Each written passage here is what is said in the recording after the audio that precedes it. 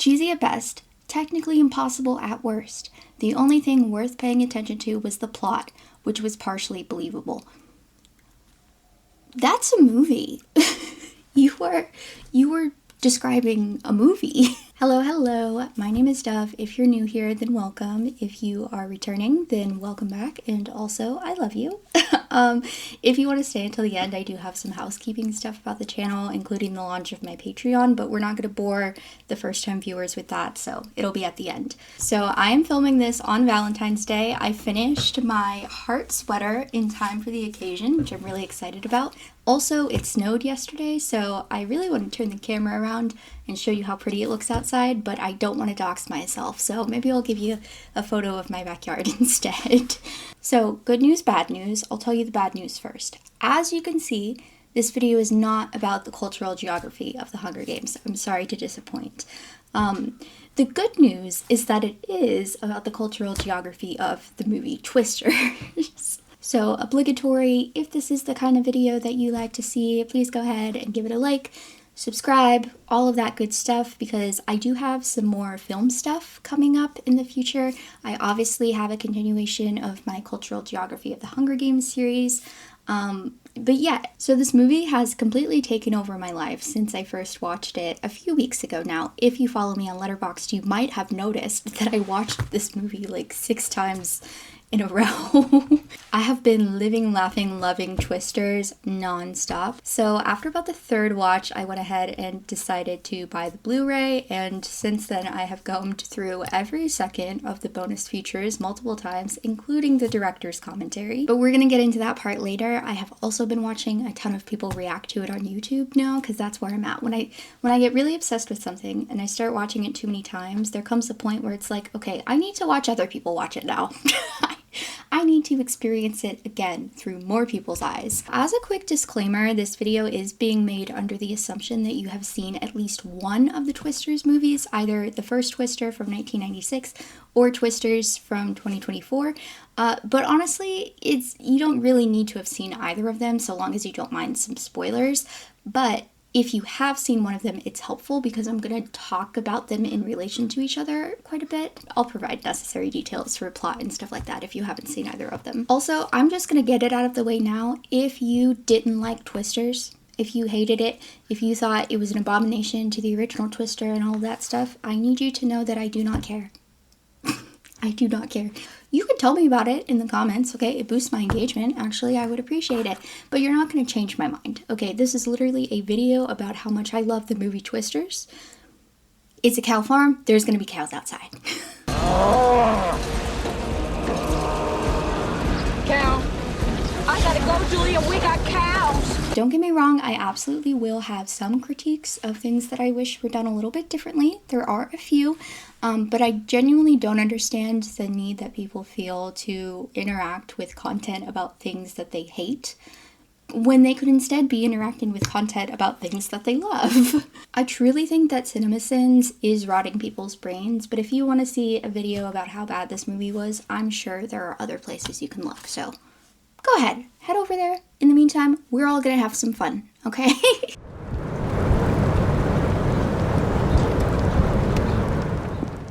So before we jump straight in, I do want to clear up how this movie functions in relation to the original Twister. I think a lot of people had the misconception that this is a remake. Not a remake. There is zero overlap in any of the characters. Really, the storyline too is mostly separate. But that said, I would hesitate to even call it a sequel, because to me a sequel implies the continuation of an existing storyline or character, which also isn't what that movie is. I would instead personally describe it as a standalone movie that exists within the same universe as the original Twister. I don't feel like reboot is quite the right word either, but I guess it's gonna have to do. So Twisters with an S from 2024 to me is so obviously a love letter to the original movie. I really feel like it took all of the best parts from the original, added in a few new things that were going to satisfy modern audiences and their tastes, and then scrambled them all up to make something new and wonderful. I really feel like this movie is the epitome of a yes and to the original premise without being a copycat, which I think this movie would not be good if it were a copycat. So there are absolutely subtle nods to the original throughout. Instead of a mid-movie drive-in scene, we have the final boss fight being at a movie theater, which more on why I use the term final boss fight later. There's a humorous moment with a chicken instead of a humorous moment with a cow. Both of our main characters make the point to emphasize, "I'm not back," as they're clearly getting sucked back into the thrill of the chase. We get interior driving shots of characters munching on snacks and listening to their music, which sort of gives us a moment with the character to understand who they are a little bit better. It's the wonder of nature, baby!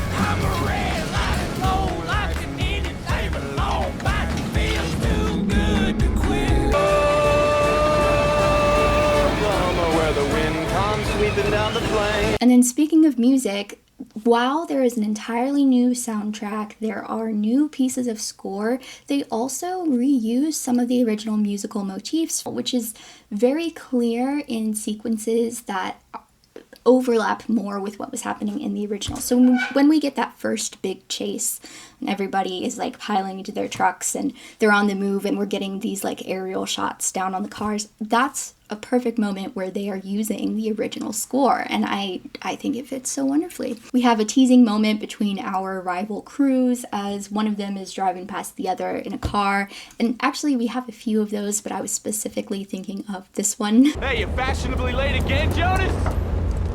Fashionably late. Hey, give me a kiss, baby. Get out of here. Get out of here. Loser!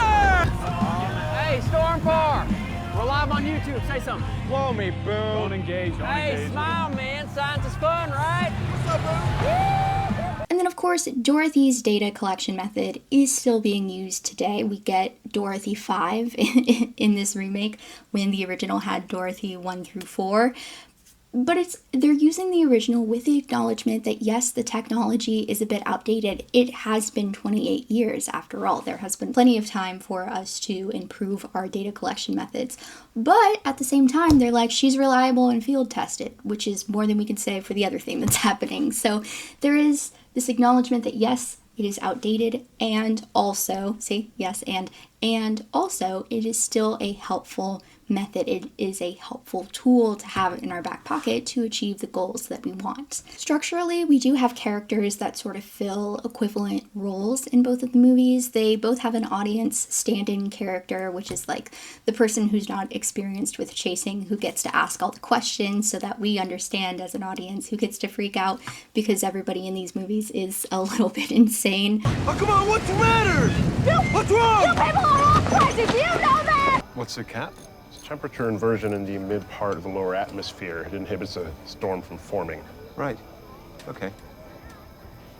Good. On top of that, both movies have like a maternal figure serving as a surrogate home base for the crew, who ultimately reminds our central characters why it is worth continuing what they're doing, why they shouldn't just give up. But at the same time, while there are so many similarities, they are so different when you actually put them in context, which is what I mean when I say all of the best parts are taken out and they're scrambled up, they're rearranged. Same ingredients, entirely different character motivations, actions, and reactions to relatively similar events. Quite a few of the people that I've been watching react to the movie complain that there are not enough callbacks to the original, and while I completely understand the desire to tap into that nostalgia, I'm also very glad that they didn't go so on the nose with it, because I think it would have come across as incredibly insincere and entirely a cash grab. I tried to be very intuitive about how I was modernizing or making Twisters contemporary in the present day. I have a deep affinity and love for the first Twister, so I let that be my anchor, but I also didn't let it be some kind of chain. Like, I wanted to make sure that we're making a whole new movie with whole new characters and a whole new science project, but one in which we really love the world of that original film.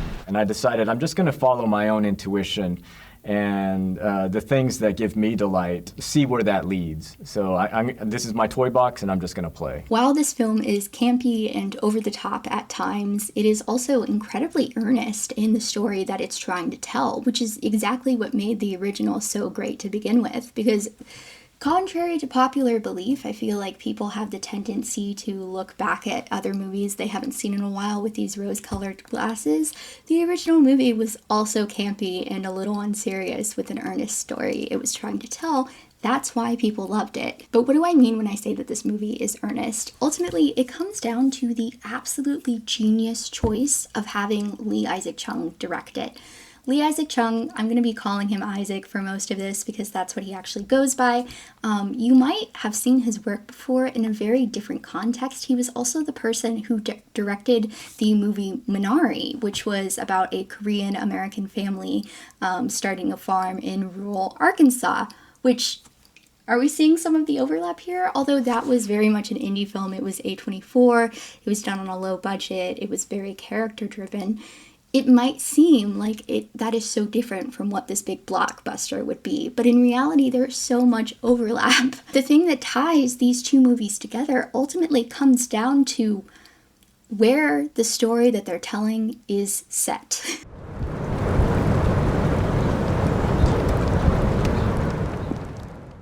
The basis of Twisters, like most of the things that we talk about on this channel, is inherently rooted in place and place identity. You guys have said that you like the way that I take an academic approach to the topics that I discuss, which I'm very glad, and I'm going to continue to do that, but I need you to understand that I am a geographer, so this is the academic lens that I'm going to be approaching them through. More so in Twisters with an S than the original Twister, the narrative focus of the story is primarily based around themes of home and belonging. Our main character, Kate, has left home behind, trying to at least numb the grief that she is feeling, if not fully escape it. In just the few minutes that we see of her in New York City, it's clear that while she's respected at her job, she's working as a meteorologist in the main NOAA office, she clearly doesn't fit the culture of that place. She is just a shadow of the person that she used to be, and she avoids any connection to home that she can. She's silencing her mom's calls, she never goes to visit, she's flabbergasted when a person from her past makes an appearance and gets lunch with her. She's the only person in this movie, besides her mom, I guess, who is confirmed to 100% be from Oklahoma, but the rest of the named cast and crew are pretty much all from Arkansas, which is just next door. Now, our director, Isaac, spent most of his formative years, his entire childhood up through graduating high school, on a farm in a tiny town in Arkansas, which is just a couple miles from the Oklahoma border. The thing that made this movie so special, and what I think made it stand above the rest when it comes to the typical expectation of what a blockbuster film is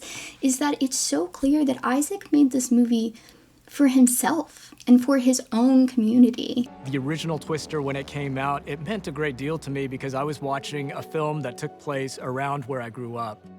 I grew up on a farm just outside of Westville, Oklahoma, and that terrain, that landscape is a part of me. So in an interview with The New Yorker, it's pointed out that Minari actually contains a tornado scene as well. He says, quote, "That scene definitely happened. It was a few weeks after we moved to Arkansas.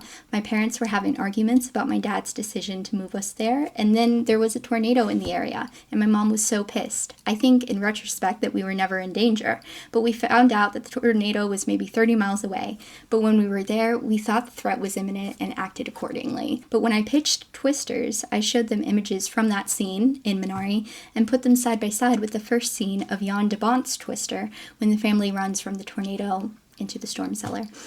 I just told them this is my story too." In the director's commentary, he talks about reading the script of Twisters and feeling like it was fate, like this is a movie that he needed to be a part of, more so than any other project he's done in the past, because he felt that he was exactly the right person to honestly and authentically portray the heart and soul of this movie on screen.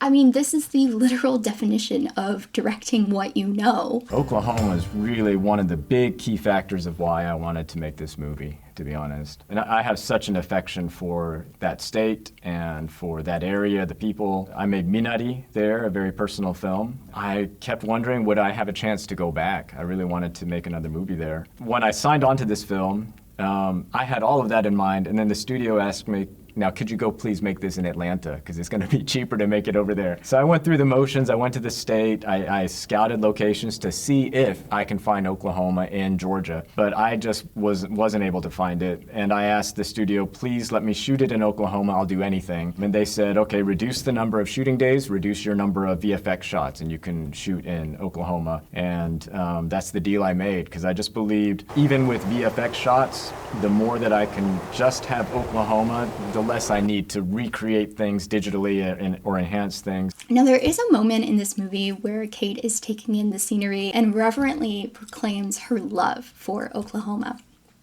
Now, again, I've been watching a lot of people react to the movie, and I have seen quite a few reactors kind of laugh at that part. They take it very lightly, or they think it's completely unreasonable or crazy for her to think that, because who could possibly love someplace like Oklahoma? While I'm not necessarily judging people for their knee-jerk reactions to a place that has recently made headlines for some incredibly bad policy moves, I do think that it's kind of a lame and limited view of what the world is and what it can be. Having love and appreciation for the land that literally raised you, that was the backdrop to both your highest joys and your deepest despairs, the land that cradled you, either way, it's not just reasonable and expected. I think it's something that's really beautiful. It's a way for us to better understand our own humanity. I'm not saying that everybody loves where they're from or everybody should love where they're from, because obviously it's a lot more complicated than that. But when you stop thinking about place as this sort of static backdrop to which your life happens, and instead envision it as an active participant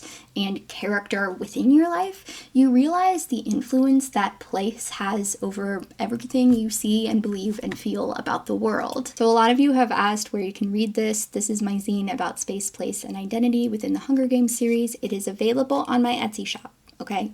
I'm sorry, I do not have a PDF available. You can get the hard copy in my Etsy shop, but I'm actually going to quote myself from the introduction of this. So in it, I say, while children are not born knowing who they are born with the instinct to discover themselves as autonomous beings in space. Assuming that a sense of place is an unavoidable aspect of personhood, place-tied identity must then be an important piece of self-identity as a whole. Before babies can talk, express their feelings, or consider ideas, they explore the spaces that they occupy to develop their most primal senses. Seeing, touching, hearing, and tasting the world around them sets the foundation for all other aspects of identity and for the experience of life itself. Studying a sense of place allows us to put into words the unspeakable feeling of being and belonging, where fundamental pieces of our identities are determined by the places that we call home. I could walk into Oklahoma where I lived in Arkansas. It's just a place that I know really well. It's just in the bones. So you just naturally do things that bring you joy and texture of the place. With much love and respect to the original, okay, I'm not saying this as a serious criticism and this is why it's bad, okay, I'm not doing that.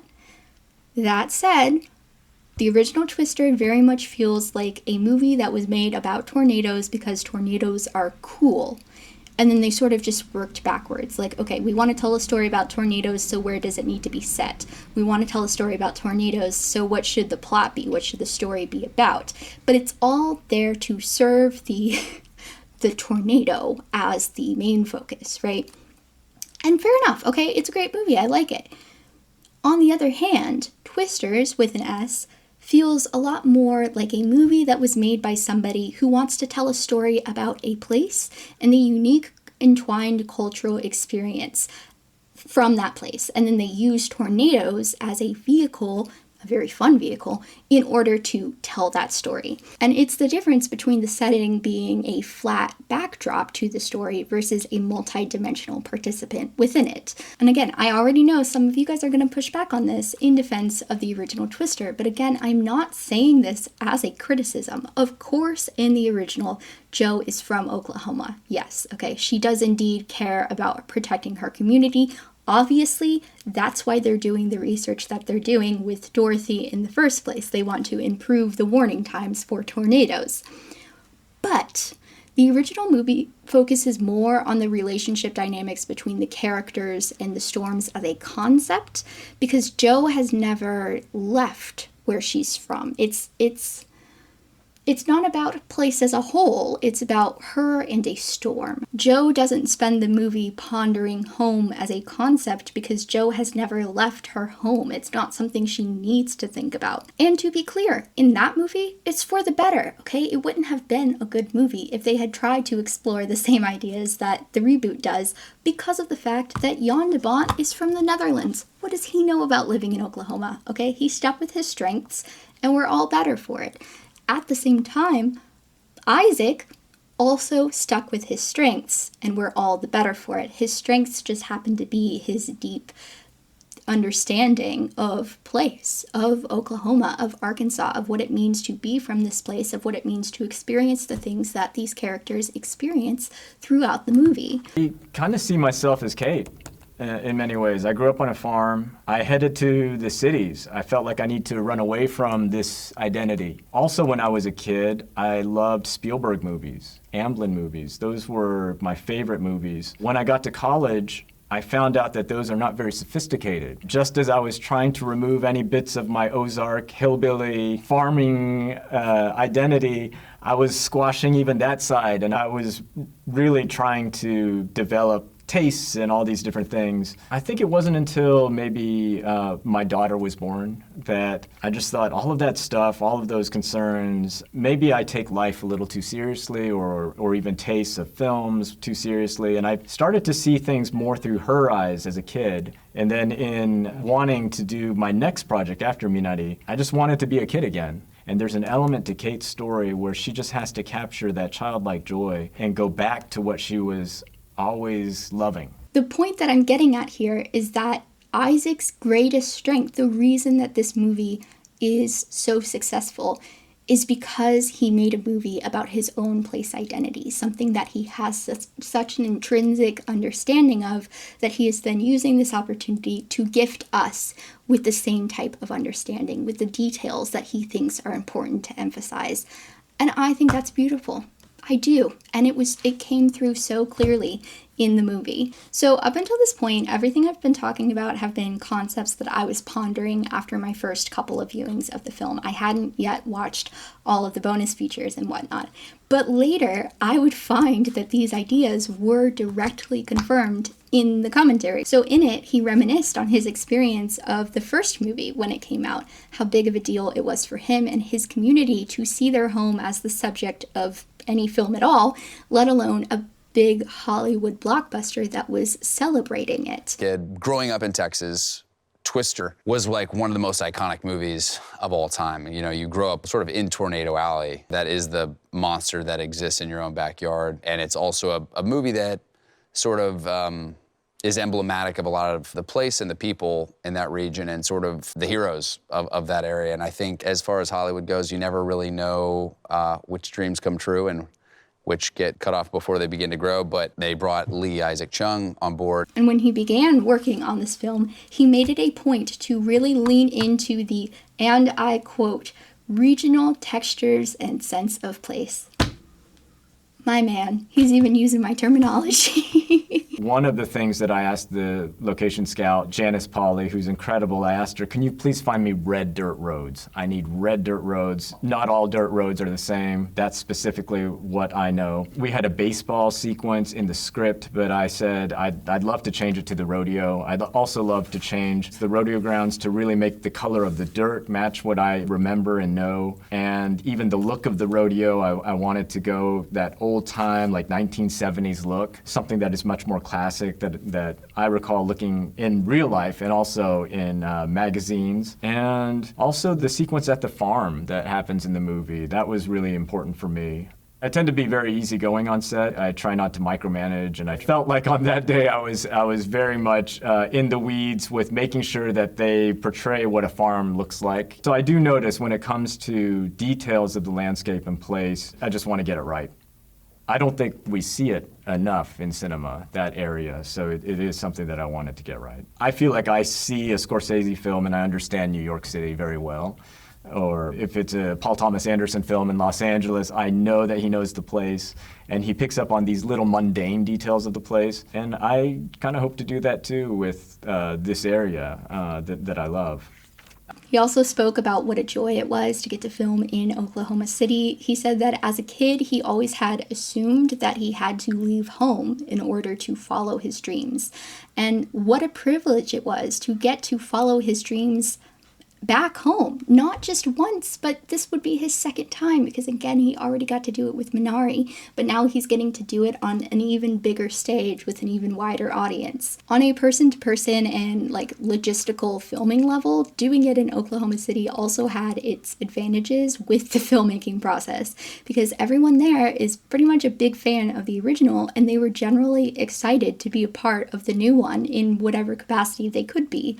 Because of this, he was able to get away with a lot of stuff that he wouldn't have been able to in other filming hubs like LA or Atlanta. For example, getting to film the closing scenes at the actual airport would not have flown just anywhere. And yes, that pun was intended. It's also so clear the amount of gratitude and respect that he has for the residents who kind of put up with their filmmaking process. He shouts out everyone from the restaurant where he got his favorite watermelon boba tea and onion burgers after they would wrap filming, to the people in the town that they built and then destroyed, and then the actor strike started, so the destroyed town was there for like 6 months before they could come back and finish filming. He uses every opportunity that he can to point out instances of local expertise and contribution to the final product. So when working on this film, he was also interested in capturing the essence of home as he knows it, both literally and figuratively. He chose country music for the basis of the soundtrack because the original was so music heavy, but he wanted the music choices to reflect what most people who are actually from there actually listen to, what he grew up listening to. He specifically requested cricket chirps be added to the soundscape when Kate first rolls up at her mom's house, because that sound specifically evokes such a strong memory for him of what it felt like coming home to Arkansas on the Oklahoma border when he would come back on holiday breaks from college. He made changes to the script to better reflect his own experiences and the outcomes of people who he knew and who are still around in his home. He specifically calls out Kate's mom as an example of this. In the original script, she was written as a different character, and he felt like she wasn't a good representation of what a real farmer would be. He came from a farm, all of his friends were farmers growing up. He knows what he's talking about. Another example of this is the fact that we have the rodeo scene. The rodeo scene was originally written to be a baseball game instead, and Isaac was like, I don't think that's right. I think we need to talk about rodeo, because rodeo and fair were the chance for the hardworking people within his own community to celebrate their hard work together. That's where they went. That's what they did. Also, just a little fun fact on the rodeo, they did hire professional rodeo performers for that scene, and the woman who flew the flag around on the horse, he learned that he actually went to the same high school as her. And then out of curiosity, I looked it up to see how big was this high school. According to Wikipedia, from the 2010 to 2011 school year, it had 360 students, and that is the only high school in the district. So yeah, I think he knows what he's talking about when it comes to being from a small town in rural Oklahoma, rural Arkansas.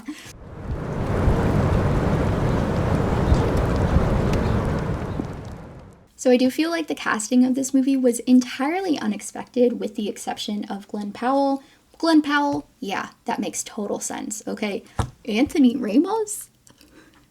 Daisy Edgar Jones? I Honestly, Anthony Ramos was a jump scare because I had no idea he was in this movie, and then all of a sudden, Usnavi was on my screen. I am Usnavi, and you probably never heard my name. Reports of my fame are greatly exaggerated. But this is the movie that finally made me get the Glenn Powell hype, okay? Not that I didn't understand it before, because I thought he was a total cutie pie in 2018 rom-com Set It Up, okay? He's my type in that, it's fine. So, like, I understand that, but he's cute. He's cute in that. He's not hot, okay? Twisters? Yeah. And if you feel it, I said if you feel it. And since then, I have now gone through a bit of a Glenn Powell binge. I've watched most of his movies now, and while I think that Hitman from 2023 is a strong contender, I still think that Twisters is 100% his defining role at this point in his career, and also his sexiest. Just like tornadoes, the more I find out about it, the more excited I get, and the more I find out about Kate, the more I chase her, the more excited I become. That's right. Glenn is phenomenal. He has such swagger and is also able to play such like vulnerability and truth so that you really believe this arc. And then another thing about Glenn Powell, after watching Twisters for the first time, I immediately went back and watched the original Twister, and literally I had to do a double take between Glenn Powell and Alan Ruck. I don't know why exactly, but I had thought that Glenn Powell was a Nepo baby. He isn't, but in my head he was, and when I saw Alan Ruck on that screen, I was like, oh, that's why they cast him. That's his dad. I looked it up. These men are not in any way related. Don't fold the maps. I didn't fold the map. Yeah, well, Kansas is a mess. There's a big crease right through Wichita. Roll the maps. On one hand, these two men don't really look that similar, but on the other hand, in situ, Alan Ruck and Glenn Powell look way more alike than Glenn Powell and his actual very much not famous father, Glenn Powell Sr. In fact, he actually jokes that he is the first person to have Nepo parents because they're not famous, but he gets them as extras in literally all of his movies, and I think that's really adorable. In Twisters, they are sitting behind him and Daisy when they're filming the rodeo scene. And speaking of rodeo, Glenn Powell is very much a proud Texan and is generally like from the same region of the country as the movie is set, so another person who's like local-ish. And the story that he tells Kate about his first time seeing a Twister, that is the real story of Glenn Powell's first time seeing a Twister. Apparently there was a whole little monologue, a little story that they had in the script already, and then just chatting behind the scenes on set, Glenn Powell told that story, and Isaac was like, say that instead, that's better. I like that more. There was a tornado when I was a kid that went through Gerald, Texas. That was an F5 tornado. I wasn't like in it. It was close. Driving with my aunt, it was a car full of my cousins, and I remember when you're young, you don't know what's dangerous and what's not. You can just kind of read the context clues, and I saw absolute terror on her face. The thing that scares you the most, the thing that gets your blood pumping, sometimes are the things that draw you in. It's just the idea that something that scary can drop down from the sky. It's baked into you in a different way. I know we love to talk about the male gaze versus the female gaze, but honestly, I feel like Glenn Powell is everybody's gaze in this movie. Like, men love him because he fits their framework of what a manly man looks like. Capital M on the manly part. He's jacked, he's cool, he's confident, he has women just falling at his feet because he's so sexy and cool. But women love him because on top of that, he is also a very sensitive guy with a tender heart who isn't afraid to talk about his feelings or his own emotions. He's quick-witted, he's passionate, and as much as they really try to make us hate him from the start, you just, even though he's kind of a dick, you just can't help but let that charm get to you. It gets under your skin. And you know what? Yeah, I'll say it. Cowboy scientist is hot. Being a cowboy scientist is a sexy profession. Sue me. I've generally felt in my life that the people who annoy me most are the people who have traits that I myself wish I did not have. And I felt like Kate must be running from certain aspects of herself, and those aspects are in Tyler. So I was hoping that'd be a nice romance between Kate and somebody who has all these qualities of herself that she's been really wanting to bury and remove, and she might actually hate. And that creates this nice love-hate tension and relationship. I asked Glenn to be really annoying to her in the beginning, and it was fun. I could tell he really relished doing that. But what I love was that Daisy always stood her ground, and that just made her so much cooler. There were so many scenes where she would do something, and she was just not falling prey to Tyler's charms or to his teases, and it just made her so much of a better character to me. Baby, she's flying, man! Look at that! That group of actors in that original Twister are so dynamic and charismatic that you just want to chase with them and do whatever they're doing. I wanted this film to have that energy and that experience.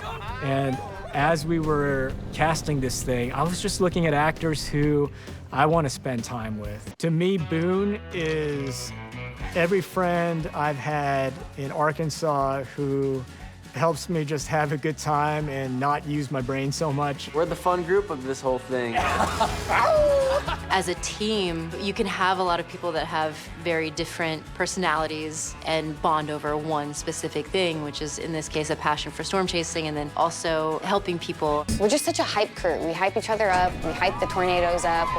I love being a part of this group, just brings another fun aspect to the film, and I feel happy with just running in and causing trouble and causing a ruckus. But okay, on to Daisy Edgar Jones as Kate, too. I've been making a list of directors I could only dream of working with. When I saw Minari, I put Isaac straight on there. I just love his work. I think he is such a phenomenal talent. So when I heard he was doing Twisters, I was like, so curious about that. The idea of someone like Isaac, who's so incredibly good at crafting relationships and character, to see him take on this huge scale of a project. I wrote him a letter and I was like, I'm sure you have lots of people you're considering, but I'd love to meet and I'd love to be considered too. He was talking me through the CGI he was gonna do, and he was like, so yeah, I'd love you to kind of be in it, so yeah. And I was like, did you just cast me? Such an Isaac way to dish out. I know. It's like, super calm, stoic. I know. I feel like it needs to be studied. How is she so convincing playing a rural Southerner? So the first time I saw Daisy Edgar Jones was when she played Marianne in the miniseries Normal People, which saw that, immediately read the book, immediately rewatched the miniseries. I was obsessed. That was also my first time seeing Paul Mescal on screen, so, I was living. Okay, so in that, she has an Irish accent, and she is British. She is not Irish. However, one of her parents is. So that makes sense to me. Of course, she can do a very convincing Irish accent. She grew up with a person who has one at home, right? But a Southern accent? And I know some of you guys are about to go into the comments and give me well, actually, the original British accent is what the Southern accent is today because of blah, blah. Okay, I know. However, that doesn't mean that current day Brits are good at mimicking it because most of the time they aren't. But Daisy Edgar Jones, very convincing. She didn't even trip up at, there are two words that always make me clue in, and I can spot them from a mile away. I'm like, you're British, I can tell. The words are anything and everything. It's anything. You guys can't get I say you guys. If you are British, I'm sorry, that's a word that so many of you guys struggle with doing the American accent for, which fair enough, I can't do a convincing accent that isn't my own. But no, I didn't even hear it peeking through those words either. Daisy Edgar Jones, very good at accents. Weirdly good at accents. So I'm not a horror movie person in any way. I don't like things that are scary or disturbing. I am generally a huge baby about it. But while I am a huge baby about it, I am also morbidly curious enough to read very detailed synopses when there is a horror movie that is at the height of the public conversation when everybody's talking about it. I have seen maybe 30 seconds of Midsummer total. I could have a fully in-depth conversation about it.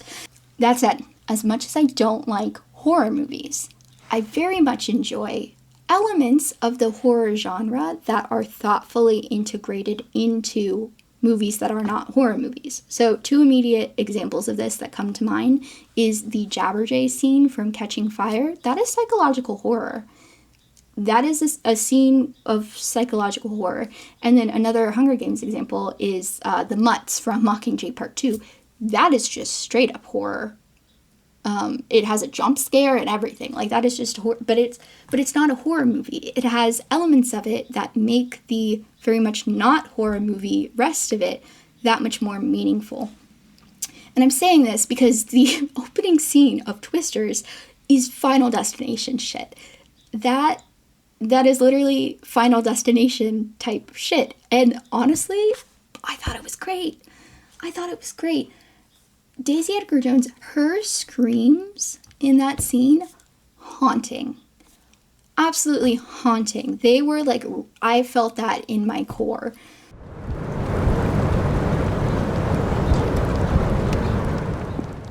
So on the topic of both haunting screams and also loss, both the original and the reboot begin with an opening scene that is a story about loss that our character has personally experienced.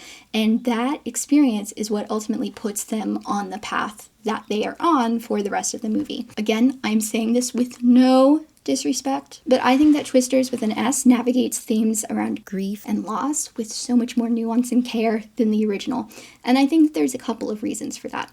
Number one, straight up, as a society, we are just a lot better about being open with our mental health struggles and our trauma, and we've sort of dampened the stigma that comes along with speaking about them. Meanwhile, in the original, there is literally a joke about Bill because his fiance is a therapist, and like, Joe was kind of laughing at him about that because, yeah, of course you need therapy. And like, it very much has like, if you need therapy, you're crazy. This kind of negative connotation when it's like, Joe, you need therapy.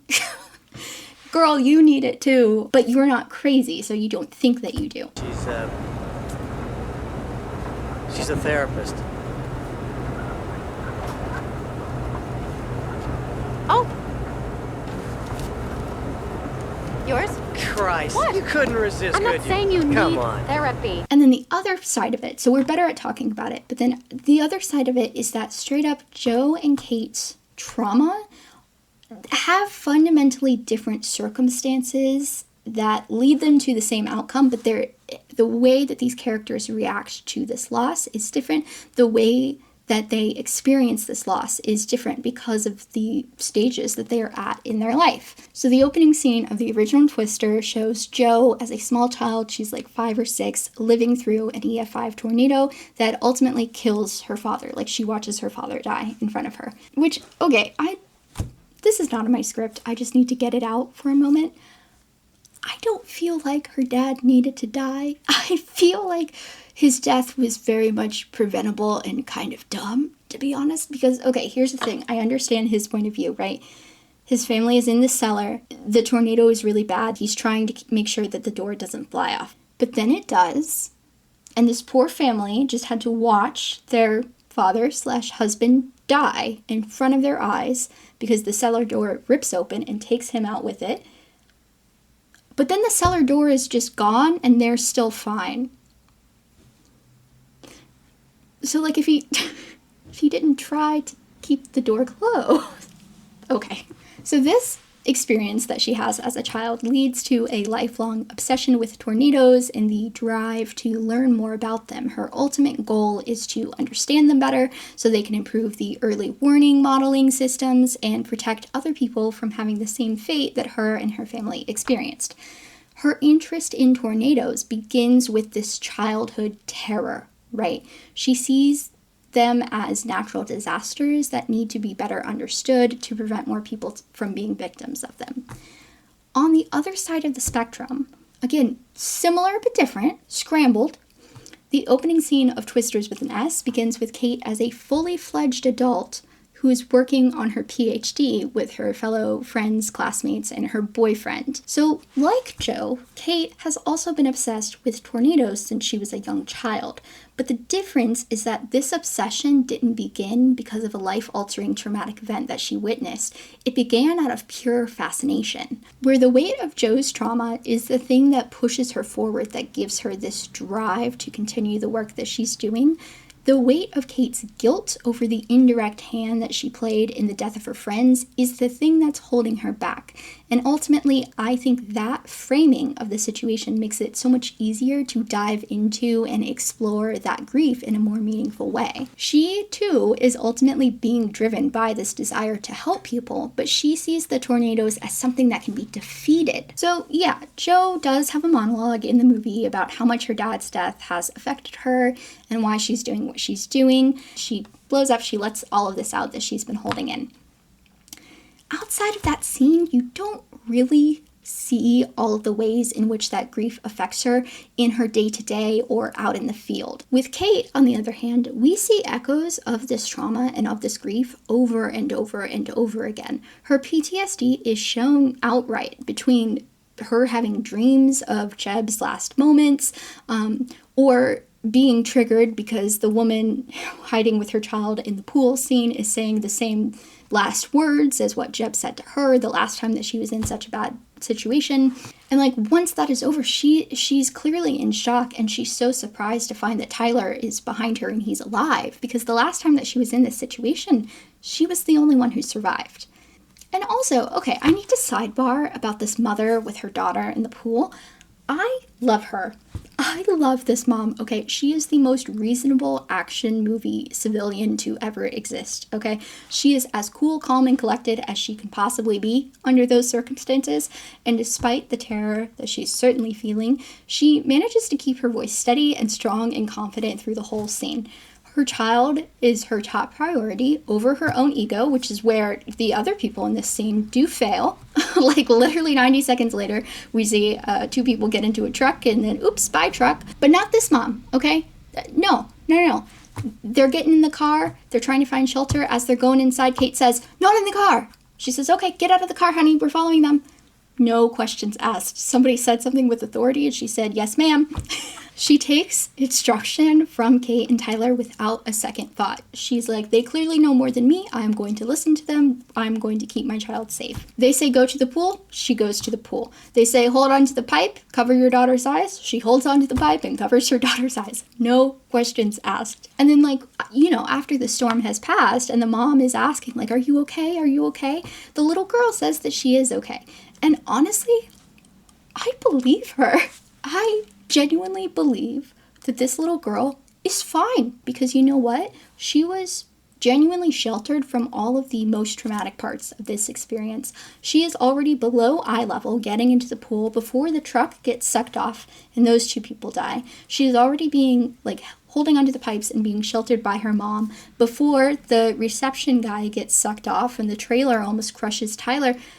This child is perfectly sheltered through all of it. And so when they get out of it, are you okay? I'm fine. I believe her. I believe her. I am being so serious when I say that this mom deserves every fantastic mom award ever. I love her. I'm obsessed with her. Best civilian ever. So as I was working on this script, I thought it would be fun. I thought we could get a good laugh if I checked out some of the negative reviews made on the movie by Redditors. Specifically, I found a lot of stuff from the subreddit r/tornado, which did not disappoint.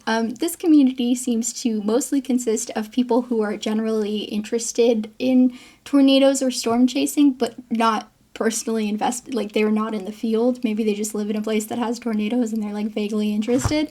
There are also a surprising number of people who were just in there to, like, share art that they've made of tornadoes, which I was not anticipating, but that's interesting. I'm sure that there are some actual meteorologists in there, but that does not seem to be the bulk of this community. Anyway, so I'm gonna put some screenshots in here of some of my favorite comments on these reviews, because some of them are relevant to the conversation that we're about to have, but also some of them are just really funny. And this one is a comment that really proves my point. It says, quote, "It was so bad, my husband and I left after that one-dimensional hillbilly character drove into a tornado and shot fireworks into it. Awful." And that specifically actually is a recurring theme. There's like a ton of people who are basically saying, I didn't watch this movie, but it was awful and I hated watching it. There's another person who said, it was dog shit across the board. I had to fast forward through it, and after that I had to watch Twister just to rinse my eyes. Or another one, so damn predictable, it must have been written by AI. I started skipping ahead 5 minutes at a time because I knew exactly what was going to happen next. Now listen, okay, you can hate a movie for any reason that you want. That is your prerogative, okay? It is your personal opinion, that's fine. But I personally, I don't know about you guys, I don't think that you have any type of authority to make a meaningful judgment on the quality of a movie if you haven't actually watched the movie fully. But back to the comment about the one-dimensional hillbilly character. One of the things I really liked about this movie was the way that it leveraged people's own internal biases against the South to bring them in before they subverted those expectations. Unfortunately, as a general rule, if you are not from the South, there is a pretty good chance that you have an internal bias against people from the South and you think they are stupid.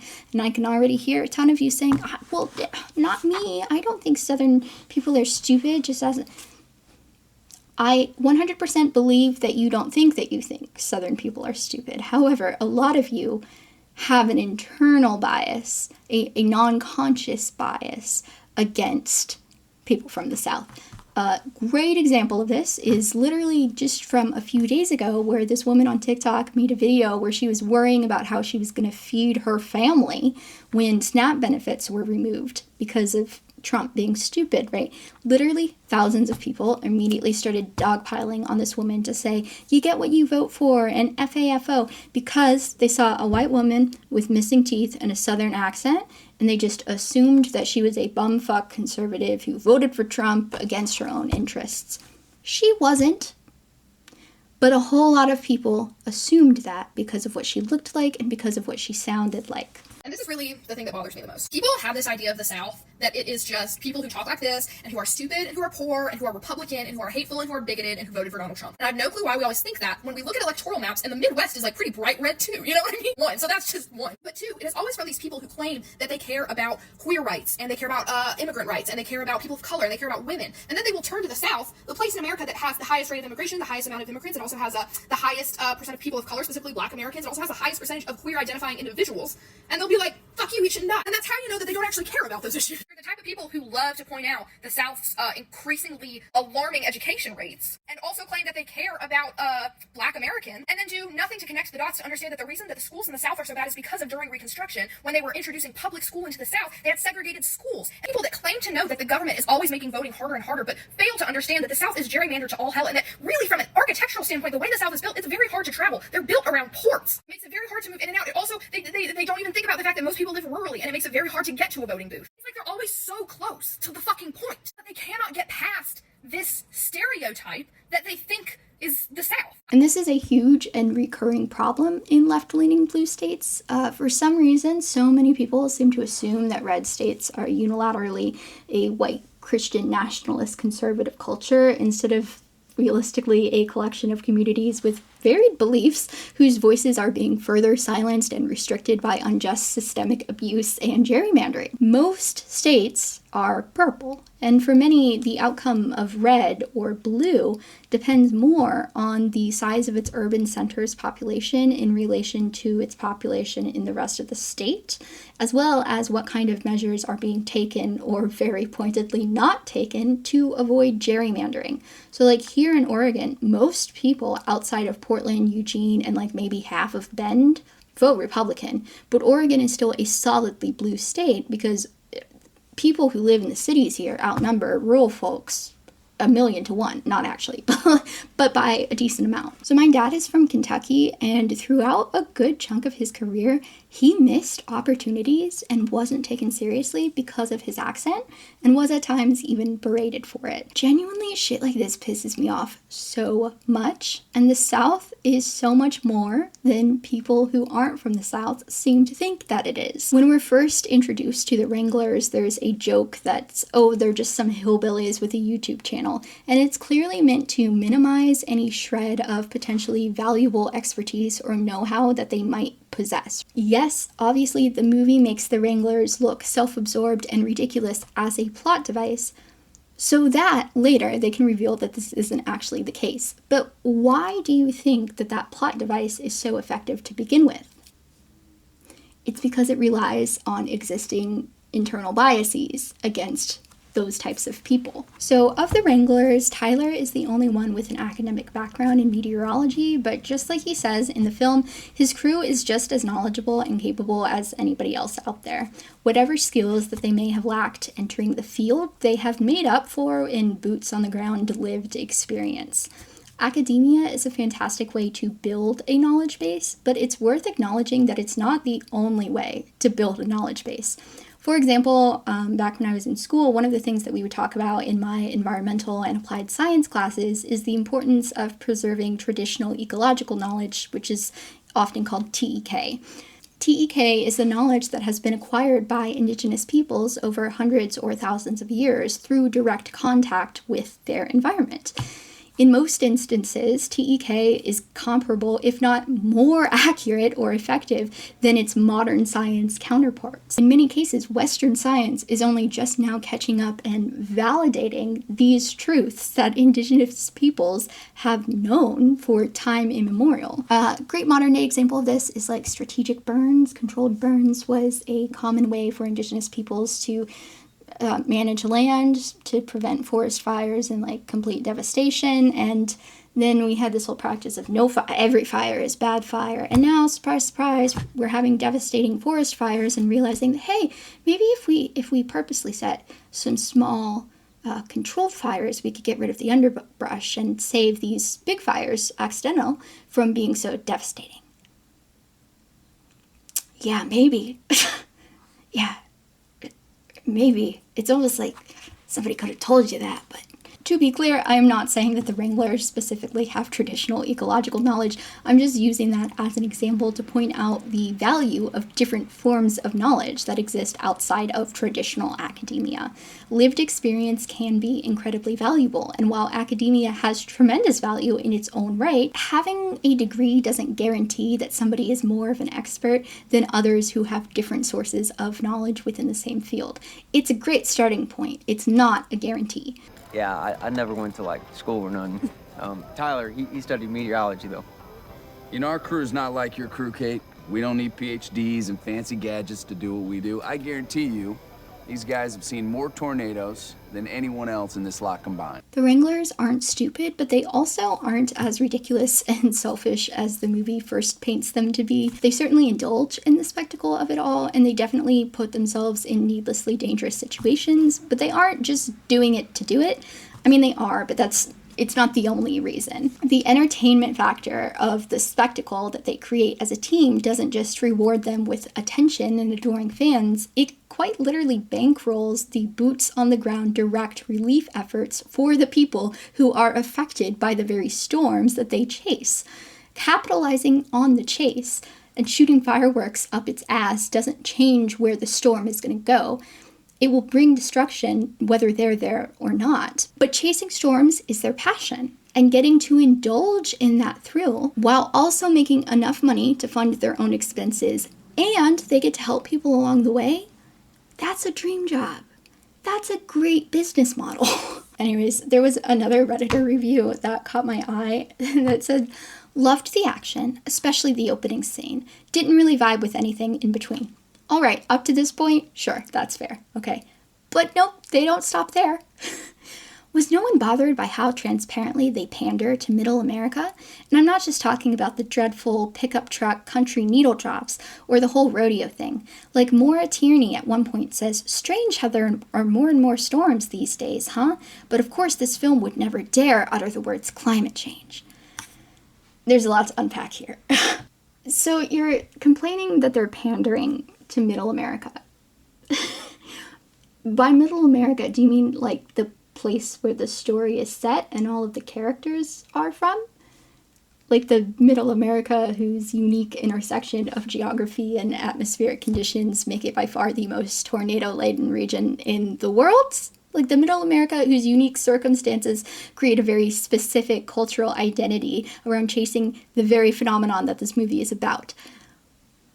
I mean, if making a movie about a place and trying to accurately represent the culture of that place on screen is pandering, then yeah, I suppose. Number 2, quoting that line that Kate's mom is saying without context is so misleading, okay? She isn't saying it like, well, the weather is getting worse and more destructive, and I just can't possibly imagine why that might be. That's not what she's saying. Her daughter literally just told her to throw away all of her project, like tornado chasing project stuff, and she responds with that line, strange how there are more and more storms every year, but I'm still here, and the seed prices are getting higher, and it's getting harder to do what we do. She's not saying it like, why is this happening? She's saying it like, you really want me to do that? Because I think your work matters more now than it ever did. Like, that's such a bad faith way to quote that line. And she's not even actually talking about the storms at all. She's talking about the trajectory of her daughter's life.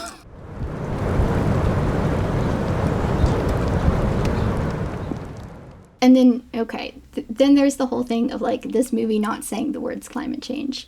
I thought I was going to film this video last weekend, which is why I put up a poll on my community tab asking, like, have you guys ever seen, like, which one did you like more? Have you only seen one? Have you never seen either of them? Most of you guys have not seen either of them. I highly recommend you remedy that after or before you watch this video. But I did have one person in the comments, and no judgment to this person, I'm not calling you out specifically, okay?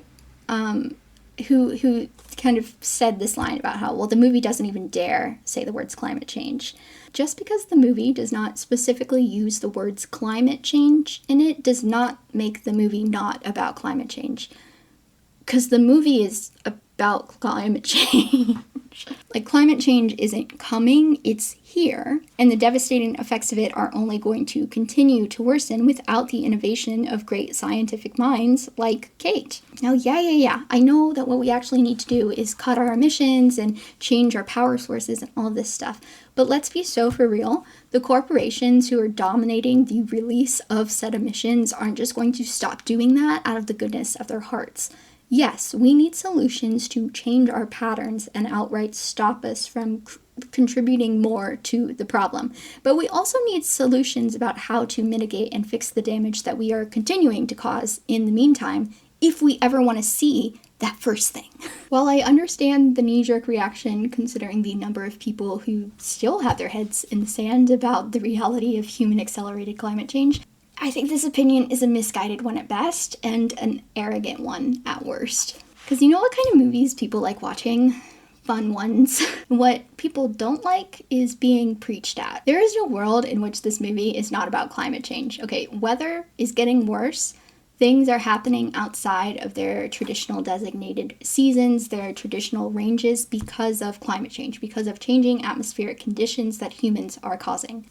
Not saying the words climate change is not going to make that untrue. What it is going to do is make a whole lot more people who would otherwise be putting their hands over their ears and saying, la la la la la, I don't want to hear this, more willing to actually listen to the message that the movie is conveying, the themes that it is exploring. In the director's commentary, Isaac says that his goal was to reflect the very real issues that are being caused by our current state.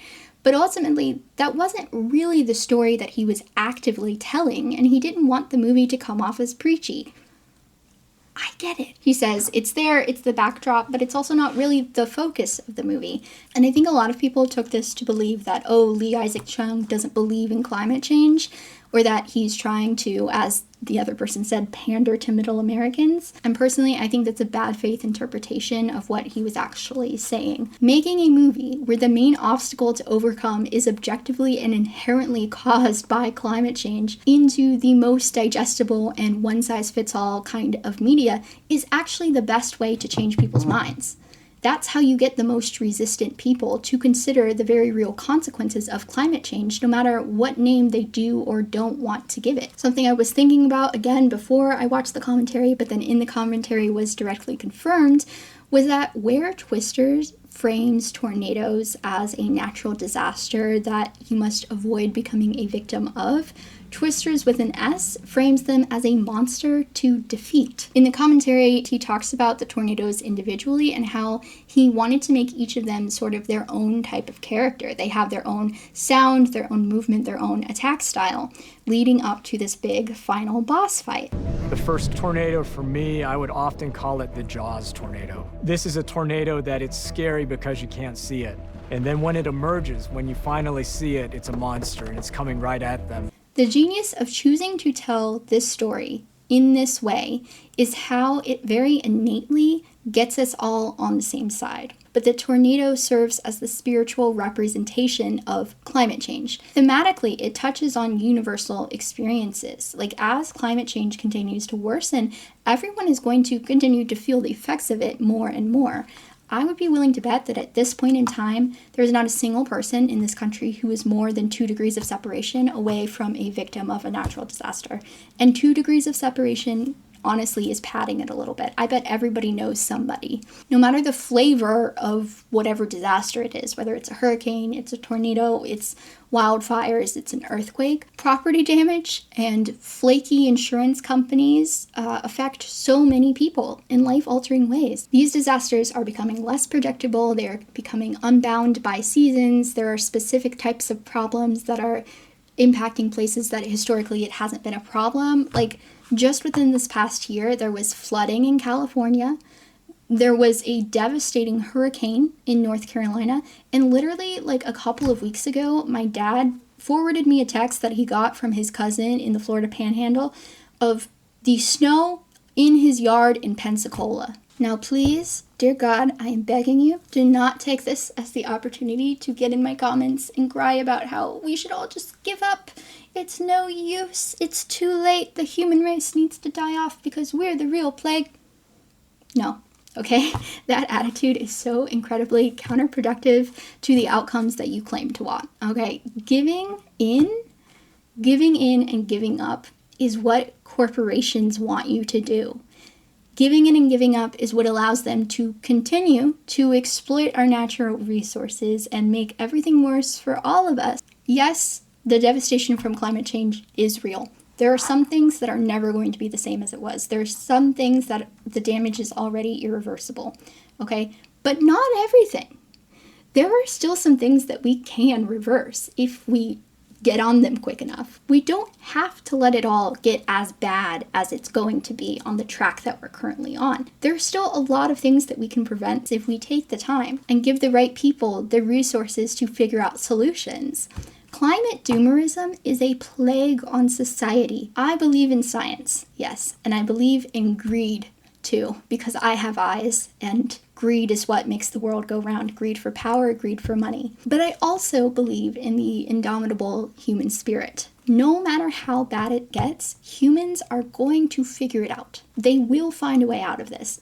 The human race is not just going to roll over on its belly and let itself die because people are greedy. The real question is not, are we going to let ourselves die off? The question is, how bad are we going to let it get before we've gone over the edge and we really have to figure out the solution? The more willing that we are to give up the fight, to throw in the towel, the more people that are going to suffer needlessly before we figure our shit out, because we will figure our shit out. Are things bad? Yes. Will they continue to get worse? Probably. Will that happen forever? No. Okay? So Pusher Conquers people to bankroll the people who are finding solutions. Although, you know, when I was writing the script, it was before all of the grants were canceled, and suddenly we have like no scientific research being funded by the federal government. So things are dark, okay? But we don't have to give into it. This does not have to be where we end. But all of that brings me back to the tornado being a monster to defeat, as opposed to a disaster that you are a victim of. Through Kate's story, we are consciously and subconsciously reminded that the fight isn't over unless we leave the ring. We aren't helpless so long as we are willing to help each other. Just like Tyler asks Kate, genuinely, how much are you going to let it take from you? Before it gets stripped away in the EF5 at the end of the movie, the theater is playing Frankenstein. As I was constructing the film and figuring it out, something that kept coming to me was that this is really a monster movie. Yes. And I love, like, we were making a universal monster movie as well. So for me, like, universal monster movie, my first thought is Frankenstein. Of course. So that's kind of where, that was the kernel of the idea that led to that. Which was a very deliberate choice by Isaac because he, again, was deliberately framing the tornadoes as monsters in this movie. But as the screen gets torn away, we hear those words outright. It's alive, it's alive. Nature is alive. We are alive. And as long as we're alive, we can keep fighting. We can keep looking for solutions. We can defeat the things that hurt us. The people that hurt us, the systems that hurt us. I'm actually very glad that they decided to split up our leads for the finale because both Tyler and Kate have meaningful roles to play in the survival of this town and its people, and both of these roles are necessary. We all have different skills and strengths to contribute to a cause, and I mean like literally any cause that you care about, just pick one. We all have ways that we can help, and in fact, the diversity of our own skills and our strengths is what's going to allow us to survive, to succeed. Without Kate taming the tornado, everybody in that movie theater would have died. Without Tyler helping corral those people, pun intended for the cowboy scientist, many more of them, including our wrangler, Lily, would have died. Even Ben found his place in the chaos, putting down his camera and jumping in to help too. I'm really happy this was here because Kate's journey to me, a tornado affects Kate's life and she's kind of transported to this new place and she has to find a way back home. That wasn't really in the script, but in my mind, I just felt like there's some similar tie between Kate's journey and Dorothy's journey. And at the end, when I was figuring out how do I frame the ending of the movie, when Kate is surrounded by her friends, this was the exact frame that I showed to our cinematographer and our camera operator, that ultimately we're going to land on this type of a frame. Yes, like the choice to name Storm Parr's vehicles after Wizard of Oz characters is obviously a nod to Dorothy from the first movie, and then of course a nod towards the most famous literary tornado of all time from the Wizard of Oz. We're not in Kansas anymore. But it's also not lost on me that the truck that Javi and Kate drive specifically is the one that's named after the lion. In the beginning, Kate feels cowardly. She's running away from the things that she once loved because they hurt her and they haunt her. And by the end of the movie, she finds her courage. She steps up as the proud lioness, protecting her new friends in a way that she couldn't before.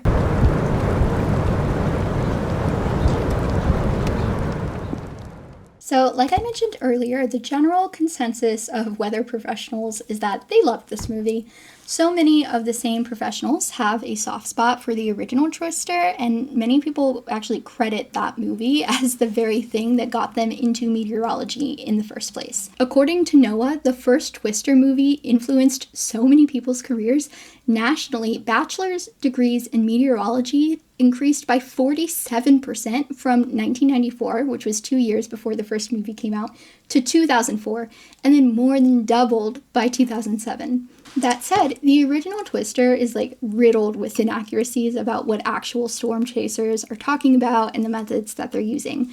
Both movies contain elements of science fiction and they stroll into the realm of impossibility, and Twister's perhaps even more egregiously than the first in some ways. But in other ways, Twisters is way closer to reality when it comes to the actual science of tornadoes and the ways that storm chasers are going after them and doing their jobs. Ultimately, the science fiction elements in Twisters mostly just come down to scale. So like, for example, the PAR radars, those really are real, okay? And they really do want to use them for storm research. They have not yet managed to make them so small and mobile that they could get them close enough to a tornado to get the data. NSSL has been the world's leading developer of weather radar technology for more than 60 years, and we're currently hard at work on the next generation. Phased array radar offers meteorologists faster radar updates, better resolution and detail, and a more accurate picture of what's happening in a storm. While not in operation yet and not small enough to fit inside a car, phased array has the potential to push severe weather forecasting and warnings forward. The taming of the tornado is also theoretically possible, but it would need literal tons of polymers, like way more, like infinitely more than they show in the movie. And because of that, it would be like impossible to do on a practical level, because number one, they're already struggling with figuring out how to get it to go up into the tornado, right? But then you would need to do even more of it. It would be harder to get close enough. And then also, if in theory you were able to stop the tornado, by doing that, it would strengthen other parts of the storm cell. And we don't really know what would happen then. Like, okay, we tamed the tornado, but then does that make the storm worse? Does it even have a net good outcome? We don't know. Not really something we can practically think about or do. But when it comes to the tools being used and like the storm chasing vehicles, what you see on screen is pretty accurate. Though in that same New Yorker interview from earlier, Isaac does say that they came up with the augers idea because of a very specific storm chaser. He says, quote, "There's this guy we hired to get our storm footage for us. He's a storm chaser and his name is Sean Casey. He has a Subaru with spikes that go in 2 feet deep. He said that he has really good luck finding tornadoes when he's driving the Subaru, and he had just decked his car out in all kinds of plastic coating that doesn't get chipped in the hail." This is the Subaru Outback. It's low to the ground, it's got all-wheel traction, the suspension system is somewhat beefy, and it's a reliable vehicle. And the main thing was the spiking system. This is purpose-built to keep this vehicle on the ground. The spikes were the main component that I wanted. And then the storm power vehicles were actually built by the storm chaser Sean Waugh, who has his PhD in meteorology and literally works for NOAA. His job is to build vehicles to collect data for NOAA. I'm actually a research scientist at NOAA's National Severe Storms Laboratory. So I do a lot of research into severe storms and that sort of thing, studying tornadoes, hurricanes, lightning, hail. What I work on at the lab is a vehicle that we call a mobile mesonet vehicle, which is essentially a mobile surface observing vehicle. So it takes basic temperature observations, wind speed, wind direction, relative humidity, that sort of thing. And several of the vehicles in the movie needed a rack that was very similar to that.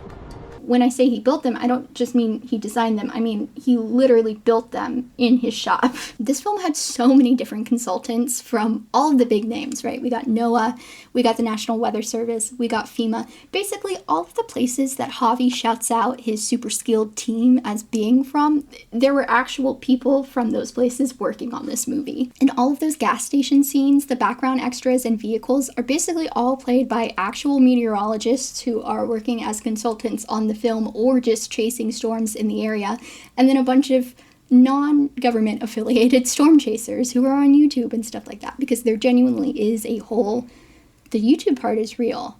I haven't gone down that rabbit hole yet, but Isaac sure has. And then I threw myself into YouTube videos, which there is a deep hole of YouTube videos of tornadoes and storm chasing. I would take all of these clips, compile them in a folder, and I'd arrange them according to what I thought they should be in the script. So you can go to the actual NOAA.gov website. Yes, the .gov government website, and see this page that is dedicated to the hard work of their scientists who contributed to the film.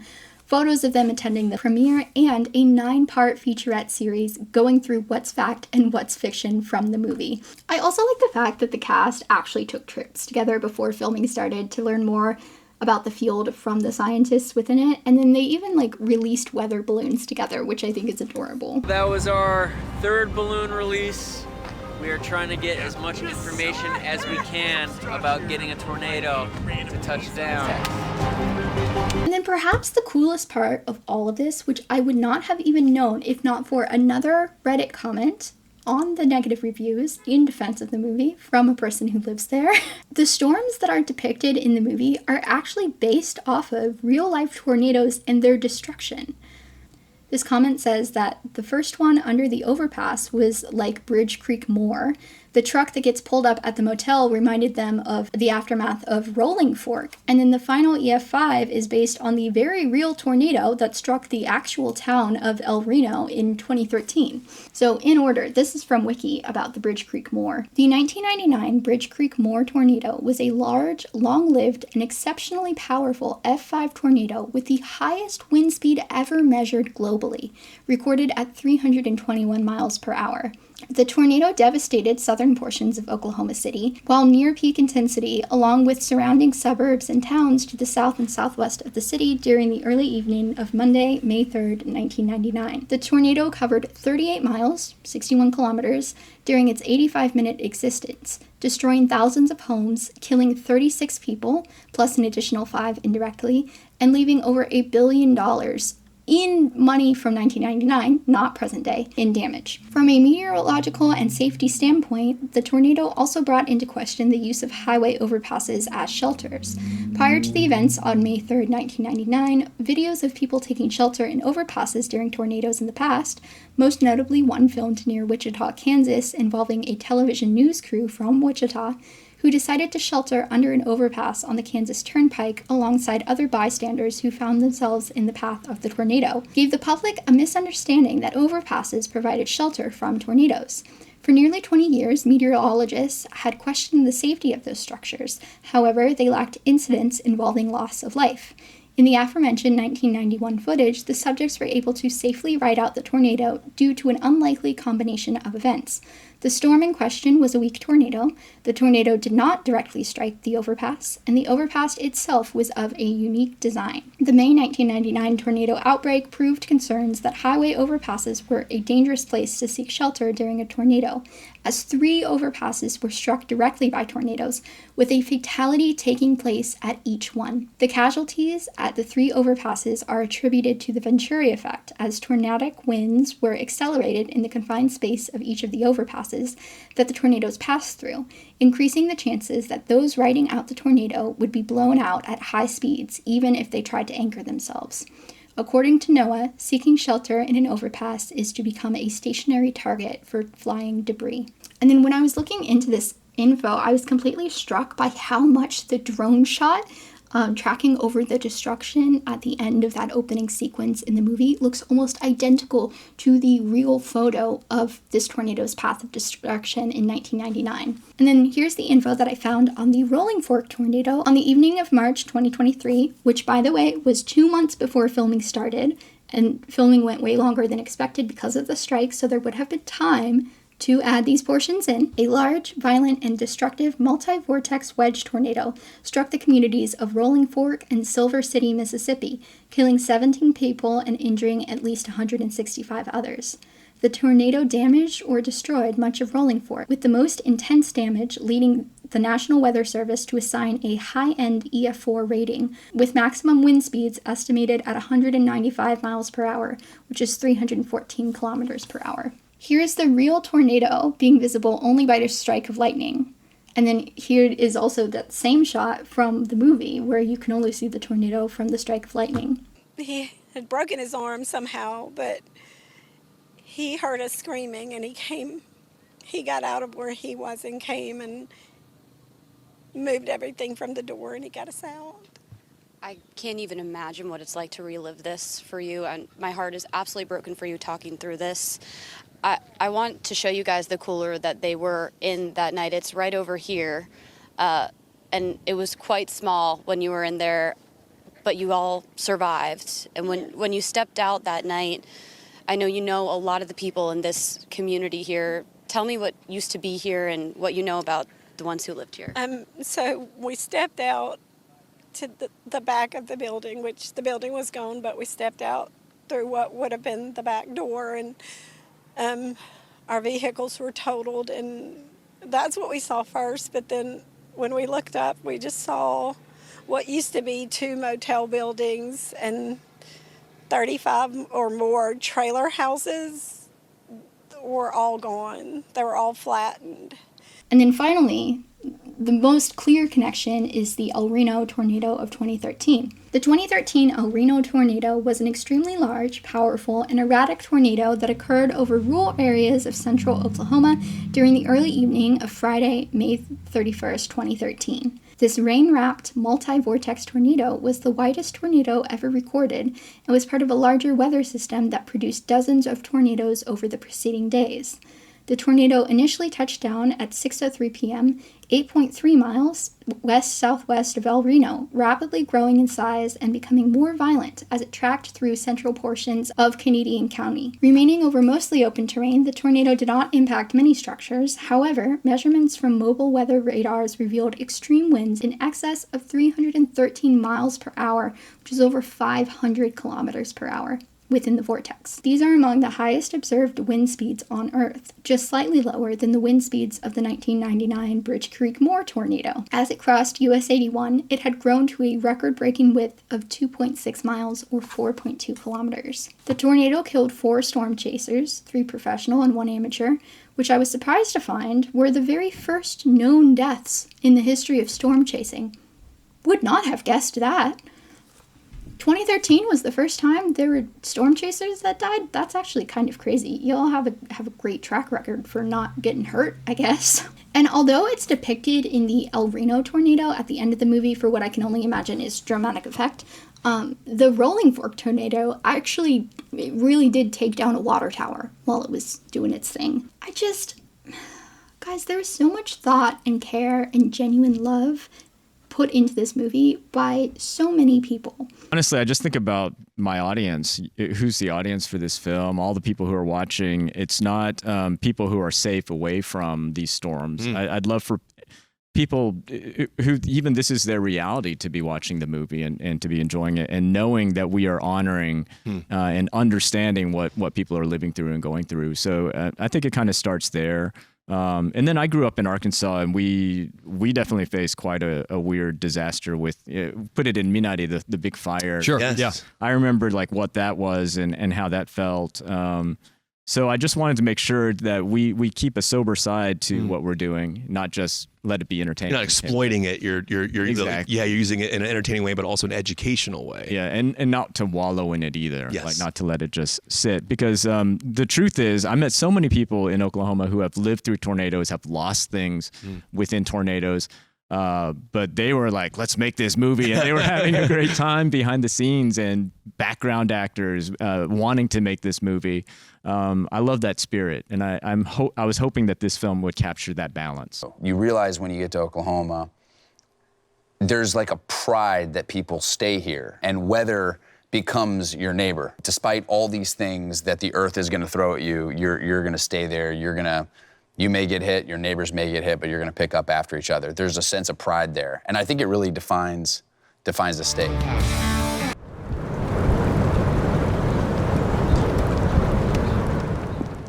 So I do have a very unfortunate confession to make, which is that I did not see this movie in theaters. Really regretting that now. It's not that I didn't want to see it, it's just that I didn't. I wasn't really going to movies this summer. What I really want is for one of the local indie theaters, because Portland has so many local indie theaters, to go ahead and put on a double feature. Like, I would be sad for that. If any of you guys in Portland know a guy who knows a guy, let me know. I don't want to actually, like, rent a theater to play it. I just want one of the theaters to do a Twisters double feature so that I can go to it. So I have forced a few of my friends to watch this movie now, and more than one of them said that they didn't see it specifically because they assumed that it was going to be bad. And you know what? Honestly, fair enough. Most reboots are bad. We are living in the era of bad reboots right now. Everything is a reboot. None of it is good. So I don't really blame people for making this assumption. At the same time, I hope these studios are taking notes about how you can do a reboot successfully. Ideally, I would just like more original standalone movies again, but if the studios are going to insist on time-tested stories, then the least they could do is honor them in the way that this movie does. Also, like, I am not typically a person who asks for more just for more's sake. And I'm typically a fan of ending things a little bit too soon rather than a little bit too late, especially when it comes to TV shows. But that can apply to, like, movie franchises, too. I'm not going to name any names. But Avengers. That said, give me Twisters with 2 S's. Give it to me. I want it. Give me Twisters. The thing is, I don't even think I would be saying that if they had just kissed at the end. But no, more on that later. But I'm I'm mad they didn't kiss at the end. But I do feel like the story was left open-ended enough that they could feasibly pull another story out of it. I think the most, like, natural way to continue it would be to solve the next in-universe issue, which would be literally how do you turn this into a marketable product that people could use as a defense system for their towns. Like, you can't just have every single town have somebody who's willing to drive into a tornado if one comes. Like, that's not realistic. That's not helpful. They need to figure out a way to mobilize this as a thing that they can deploy. They need to test it, and as for our villains, we can once again point to corporate leeches.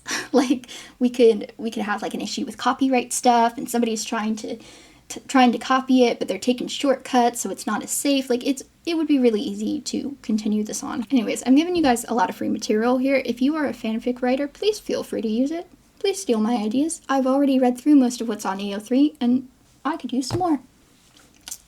I do really appreciate the methods of production that were used in this movie, which in my personal opinion is striking the perfect balance between practical and special effects, as well as the fact that they were filming on location primarily instead of filming in sets. Obviously, yes, they were also filming in studio sets, but only when they had to. Only when, like, it was they really, really needed to. Beautiful part about this movie is the blurred lines between practical and visual effects.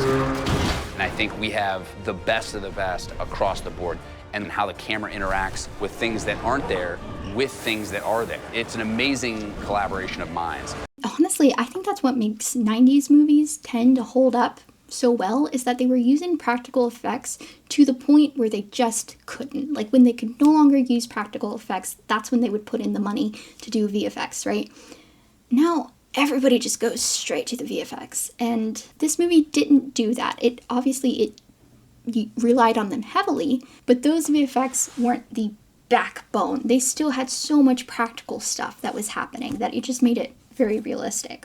When we shot the actors' material, we did have our special effects team doing some practical explosions for real on set to give interactive light on them. Also, the set design on this movie is genuinely incredible. For scenes like the town that was destroyed by the left twin, the set designers built houses and, like, filled them with things first, and then decided, like, how do we take this place and destroy it in the way that a tornado would? Where would things go? How would they move? Missy Parker, our set decorator, did an incredible job making that set of Crystal Springs really feel like a tornado swept through that place. Also, so much of the debris that you see in the tornado-struck scenes throughout the movie is actual real-life debris from people who are victims of tornadoes. They literally had the set team going to real-life affected towns to help them clean up their garbage to use for their own sets. It's really a win-win here, because they're not paying money for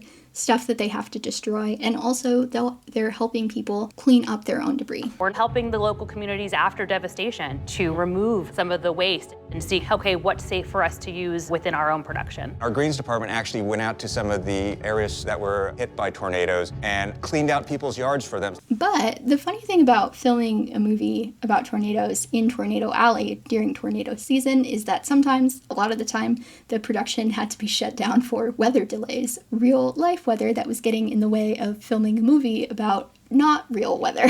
When you're shooting a movie in Oklahoma, I've never been in a place in which everyone is a amateur meteorologist. I feel like that's a tornado. They know weather better than anyone else in this country. So it's great to just film in a place where everybody has firsthand knowledge of tornadoes and firsthand knowledge of what that kind of weather means for this place. And also, there's a lot of heart here. The irony of filming in Oklahoma in summer was that we kept having to shut down for actual weather. Turn everything off. We are unfortunately in a lightning delay. We're gonna see some decently high winds, maybe 40, 50 miles an hour. This is crazy. And in the effects, a lot of the stuff that was flying around in the tornado sequences are in fact really flying around, and then they enhanced that stuff after the fact. But like the stuff that's being whipped down the streets in El Reno, so much of it was real. The production got 2 jet engines, actual jet engines, to use as wind machines. These aren't your typical huge industrial steel fans, although they were using those too, but they had jet engines. That's crazy. I mean, it's not crazy. It makes a lot of sense. It's a very practical way to tackle the issue of how do we make really, really strong wind? But it's also crazy. They can be 170, 180 miles an hour. It really gets the debris on a wider scale because we can get farther away and throw stuff further and feel like that wind's really pushing all the way through some of the more wider shots. When they point that jet engine at something, shit is flying. Another thing I was pleased to learn, a lot of the stunt work was done by the actors themselves. All three of our victims in the beginning, Lily when she's getting pulled out of the theater, Kate as they were rolling her in Tyler's truck. She had to go through that rig like 7 times, and apparently she was having great fun getting rolled around. I would have thrown up.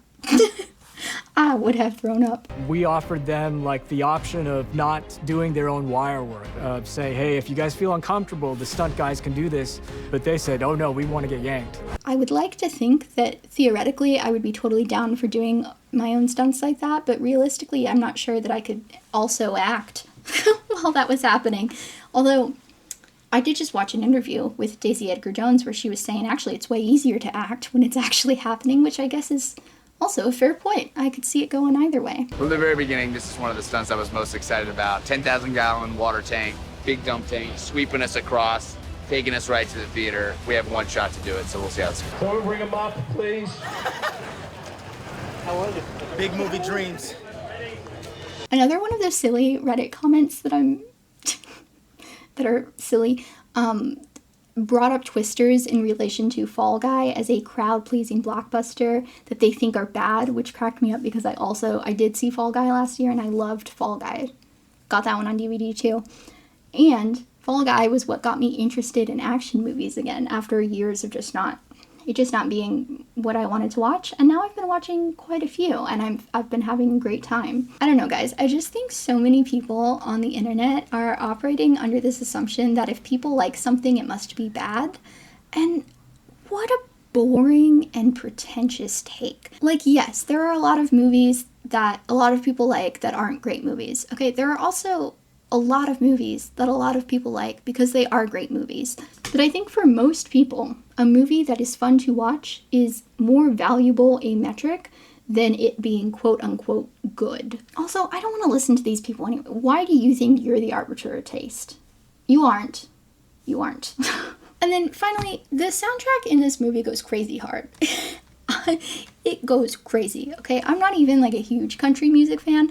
I do love old country. Like, I love some Patsy Cline, some Johnny Cash, some Dolly Parton, Loretta Lynn. Like, I like the classic country kind of vibe. Not a huge fan of like the modern post 9/11 boots, trucks, squirrels type of country. But the music that they used in this movie encapsulates the vibes so perfectly. And it's another detail that I just think really ties together that cultural landscape with the physical one. And this is echoed in another Reddit comment, surprisingly a positive one that was left on a negative post, where they say, quote, "I thought it was good. Not a sequel so much as a new story about modern storm chasing. My kids complained about the country music. We aren't fans, but I think it worked for the film. The music, scenery, rodeo all made it into a kind of love letter to Oklahoma and the areas that are often hit hardest by tornadoes." Thank you, Reddit user fuck this shite. You get it.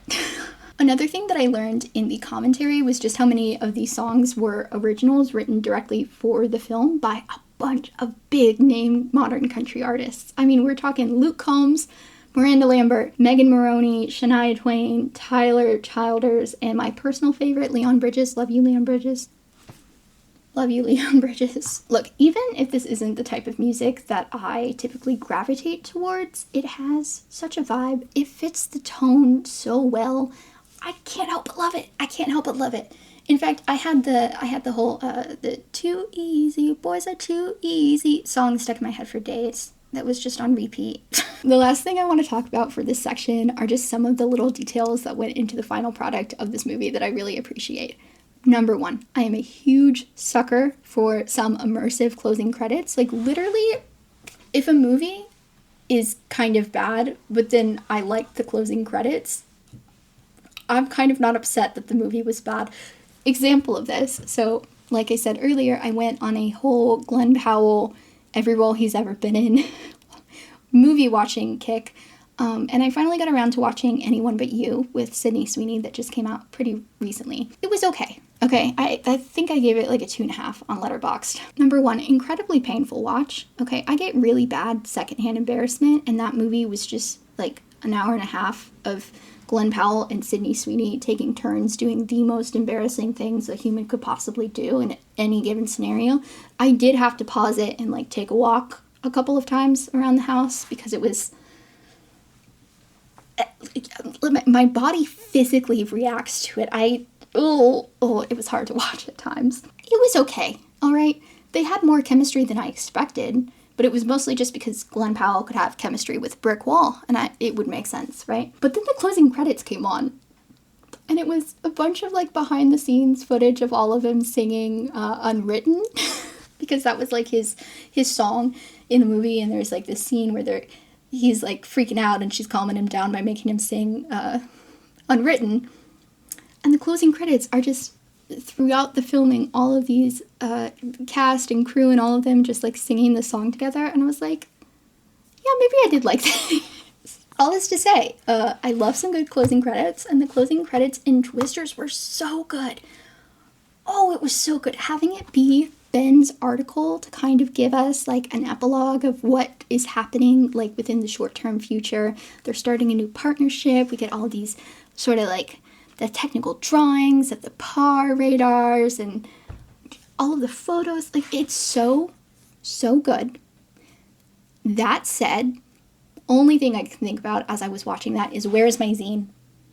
Where is my zine that is the in-universe article about them that Ben wrote with all of this stuff that looks great in the closing credits? Where is my physical copy of it? Where is it, Universal? You should have hired me. I would have... If somebody wants to like write the in-universe article, I will do everything else, okay? I want that zine in my hand. And you know what? The team really dropped the ball there, because I know Lee Isaac Chung has literally made zines for his movie in the past, because A24 is really good about making accompanying materials. And I was literally looking for a way to watch Minari yesterday, but I was on the A24 website, and under each of their movies pages, they have like affiliated things that you can buy, and they literally had a zine about Minari that Lee Isaac Chung co-wrote. And I'm like, you guys dropped the ball.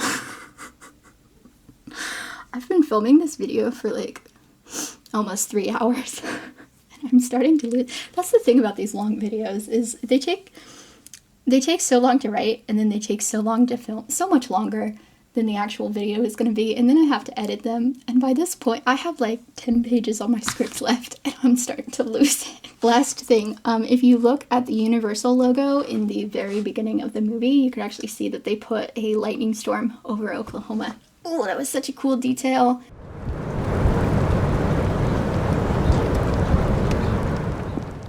So let's go over some of the criticisms that I have heard about this movie, particularly from fans of the original movie. The thing that I'm hearing most from fans of the original movie is that they don't like that there aren't more callbacks to the original. They don't have any cameos, they don't have any relation to the original characters. Basically, the only thing they really use is like Dorothy as their main callback. Personally, I think this was for the better. Each of these movies has their own style, their own tone, their own story to tell, and I think they stand perfectly on their own. Again, I don't even really like the word reboot for this movie, because it just feels like another story set in the same universe, where Dorothy is the thing that captures the info. They went to the same college as our previous storm chasers, but that's like the only relation. That's why they have access to the technology. That's it. So I feel like each of these movies stands so well on its own. It doesn't need to have that connection. It doesn't need to have the callback. And also, I feel like the people who are saying this, who have this specific complaint, are the exact same people who would have been complaining about it being a bad remake if they had tried to make those connections. I really feel like that Venn diagram is close to being a circle. It really feels like a damned if you do, damned if you don't scenario with the people who love the original and are never going to be satisfied with an update. Also, a lot of people really, really wanted cameos, even if they were just in photos. There was one person I saw who said that they really wish Joe was like in a photo, because there's a moment in Kate's house where it's like a tracking shot and you see a photo of her and her mom when she was a little girl. And this person was like, they should have made Joe like her mom's best friend or something. Personally, I think that would have undermined the whole movie and the motivation behind Kate's character.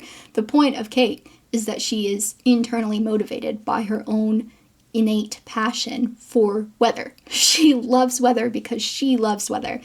It had to be her own thing that she loved, an independent obsession. Otherwise, her character arc begins to fray around the edges. That said, there was one guy who, in his reaction, I felt so bad. He very specifically said that he was disappointed not to see cameos from either Bill Paxton as Bill or Philip Seymour Hoffman as Dusty. I'm gonna hold your hand while I say this. Both of those men are dead. Both of those men are dead, and they have been for a long time. Also, Bill Paxton's son was in this movie. He was the annoying guy who was complaining in the motel. The guy who got taken up in the truck. That was a cameo, but none of them knew that. Anyways, I felt really bad. He had no clue that he was asking for people to be raised from the dead. And then it was funny because I was reading the comments on that video and somebody had commented about that. Somebody else responded and they were like, that doesn't stop Disney. I'm not sure that's a reason to do it, but now don't think that I don't have any criticisms for this movie, because as much as I love it, I do. I do have a few. The biggest one, why didn't they kiss? Why didn't they kiss? I feel like Dochi. Whoa. Okay, Dochi. We're gonna take a minute. Sorry. The part that pisses me off about it, okay, is they filmed it. They filmed the kiss scene. I have seen the kiss scene with my own two eyes because somebody who was on set when they were filming it took a video of it on their phone. It was in an earlier cut of the film, and then Steven Spielberg, who unfortunately I have to announce is now a sworn enemy of mine, told them to take it out. And they listened. I'm not just mad, I'm also disappointed. To be fair, to my understanding, the reason that this choice was made, it was supposed to be the sort of like empowering feminist move, because the movie is really about Kate falling back in love with storm chasing and not about Kate falling in love with a storm chaser. And I think that's fair, okay? And I don't hate the ending. I think for the most part it's fine that they didn't kiss. For the most part. Counterpoint, it boosts morale. It boosts morale. And you know what? We could use some morale around here these days. Seriously, I could really use some morale around here these days. The country is falling apart. The least you can do is give me a kiss. Jesus Christ. Also, look at it. Look at it. It was such a good kiss. What the...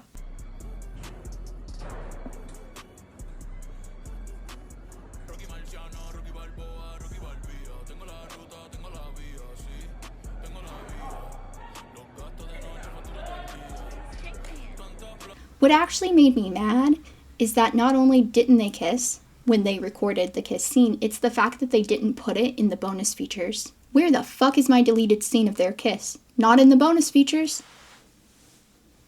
In fact, the deleted scenes, they only gave us 3 deleted scenes. The total, runtime of these deleted scenes, it's 3 minutes total. And frankly, I think all but one of them should have been kept in. I don't think we needed the first one is Javi picking Kate up from the airport. He promises her door-to-door service in that scene, which makes his line at the end where he's like, just like I promised you. Makes sense. I don't feel like they needed that scene. What I wish they would have kept in is the whole 7 seconds that it took for the scene where Kate was in the bathroom at the gas station and then she comes out and she's looking at the weather report. I'm pretty sure it's even the same clip in the movie. They just cut it early because in that she's watching and then Boone comes up and he's like, I'm sorry, Kate, but I'm in love with her. Talking about the weather lady, which I think is really fun then at the end when he's like, I think I love you. Hey, Kate. Ready to chase the storms. They are going to Look, unfortunately, I'm just emotionally unavailable. Has been issued for the All right. Sooner State. My heart And within the belongs next to her. 36 hours, we could be looking at a record number of tornadoes before things calm down. It was a whole 7 seconds. Like, why did you take that out? Another thing, they have this cute little, like, Tyler wipes some dirt off of her face when they're, like, getting their stuff together to go to the big finale. And then there's just some B-roll of everybody having fun and them gifting Ben his cowboy hat. Why did you take that out? It would have boosted morale. But also, we should be thanking our lucky stars that the editor of this movie was a woman, because Lee Isaac Chung tried to take out the shot of Tyler in his white t-shirt in the rain. He was like, I don't think we really need that. And his editor was like, I'm not taking that out. We do need that. She's so real for that. The final criticism that I personally find annoying is the people who go out of their way to praise the choice of not including the kiss, which, okay, whatever. But the people who go out of their way to praise that choice almost always take it a step further to then start making incorrect claims about the original movie. They're like, I'm so glad they didn't decide to, like, really lean into the love story part. You know, the original movie was just about tornadoes. You don't remember what Twister was, I'm afraid.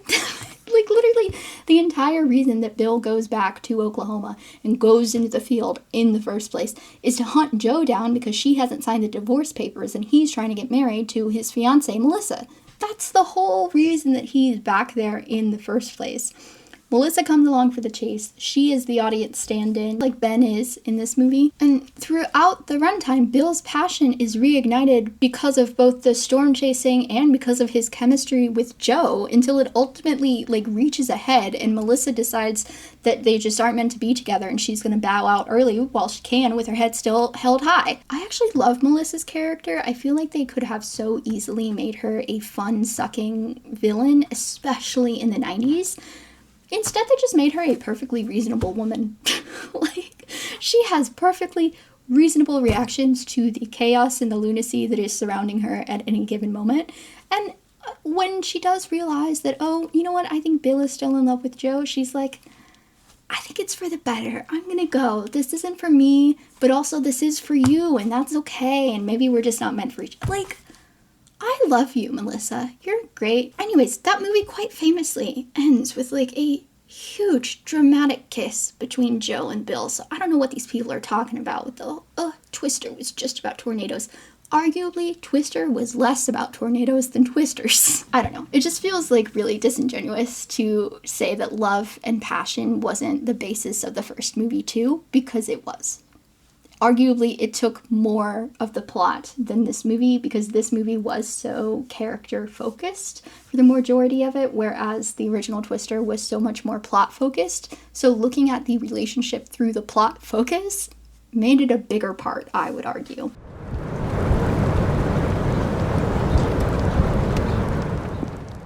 At the end of the day, this is how you do a reboot. This is how you make something fun and fresh and original while also paying proper respect to the original franchise it's coming from. It had all of the great things that a blockbuster should. It had charismatic main characters that had deeper motivations than what's on the surface, chemistry between the leads, drama with genuine stakes, humor, friendship, a fun ensemble, fantastic visual and sonic experience, and it was just fun.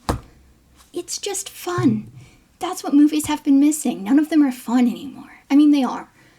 But, like, are they? Even the ones that are supposed to be fun. It's the fun is the humor, like, he's right behind me, isn't he? Like, that's not what I want. This is what I want. Hollywood is so back with movies like this. Alright, guys. Thank you so much if you have made it this far. If you haven't already seen the movie, I don't know why you've made it this far, but go watch it. If you have already seen the movie, go watch it again with fresh eyes, and then let me know in the comments if there was anything else that you noticed that I missed, or that you noticed because I noticed, and then you agreed. I would love to hear all of that stuff.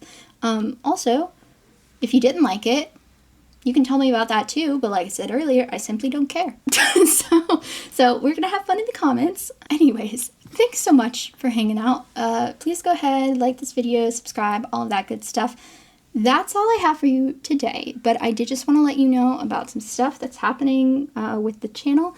By the time this video is on YouTube, I will have my Patreon set up and ready for you guys to subscribe, so that's going to be fun. So my Patreon is going to have 3 tiers. I'm going to have a $1 tier, a $3 tier and a $5 tier, although you can pay, like, you can put in a custom number if you want to give more than that, which would be cool, but if you, like, whatever. But I'm just letting you know that at any price point, you can also give more if you want to. Lowest tier is just going to be a tip jar. It's $1 a month. If you want to throw $1 my way, that's cool. $3 tier is going to get you access to my videos ad-free. As of right this moment, I don't think I'm going to put them on there early, but I might do that in the future. But you will be able to watch them without any ads, or let's think optimistically, sponsors, sponsor messages. And then if you want to do the $5 tier, then I will give you guys power to vote on topics in the future, which I think will be fun. So the link to that is in this video's description. Also, like I mentioned earlier, if you want to read my zine about the Hunger Games, I also have an Etsy shop, so that's where you can get all of my zines. And I'm also an artist. I do like fan art and stickers and stuff like that. I have a bunch of stuff in my shop. You can check it out. Anyways, thanks for hanging out, guys. Happy Valentine's Day. Like I said, very pleased that I finished my sweater in time, and it's still snowy outside, and I have 3 more days of this long weekend, and I'm gonna work on editing this. So hopefully I will see you soon. Okay, bye.